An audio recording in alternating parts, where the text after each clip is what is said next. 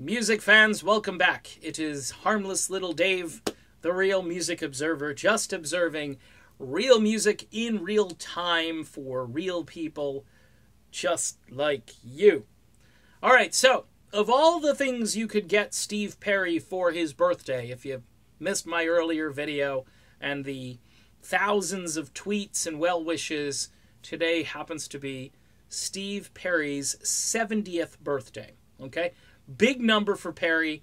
70 is typically not the prime for rock stars these days, but in Steve Perry's case, age is just a number. And I'm reading about it all over Twitter, Facebook, and other platforms as people send their well wishes. I mean, you could send Steve a well wish. You could send him a physical card.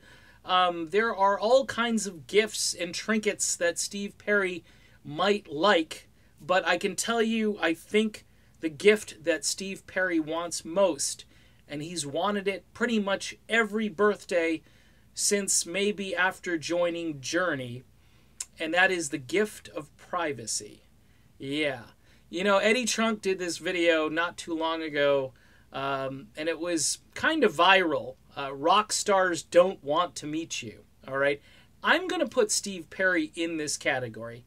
Now, you're going to say, no, Perry always stops and takes pictures. I'm not saying Steve is mean or anything like that. That's not the premise of this video.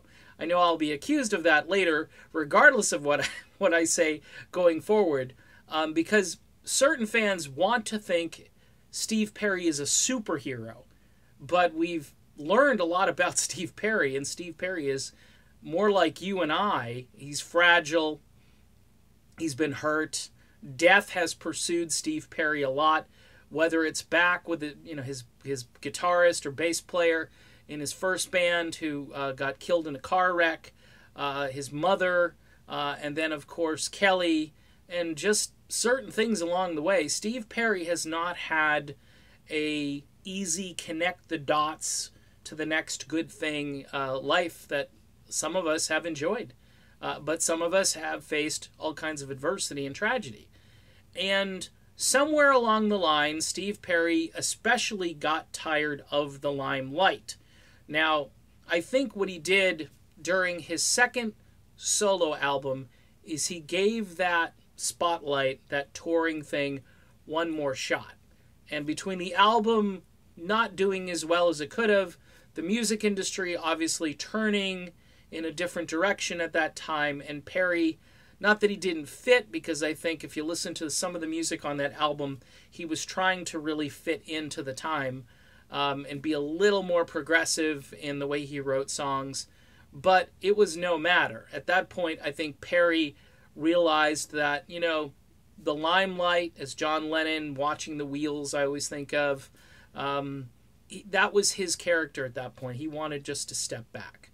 And all of those people that are trying to just sort of get a piece of Steve, and it goes back to the Oh Sherry video. There's always a theme here with Perry. He just wanted to be, into music. His thing was music. He was not into celebrity. He was not into, signing autographs all day and smiling and taking pictures. Now, maybe he's mellowed over time and none of this stuff is really that important to him. And he can do it because he didn't do it for so long, and he's grateful and all of those things. But I think the gift of privacy is the gift that keeps on giving for Steve Perry. And the more privacy Steve gets, I think the better his life is. I think he did all the big stuff. He doesn't need to prove himself. Will go down as one of the great rock vocalists of all time, whether Rolling Stone thinks so or not. The fans do, and many of the folks who sing either currently for Journey or for other bands, they all put Steve Perry on a very high pedestal. So that's just my take on it. Steve Perry's ultimate birthday gift is the gift of privacy.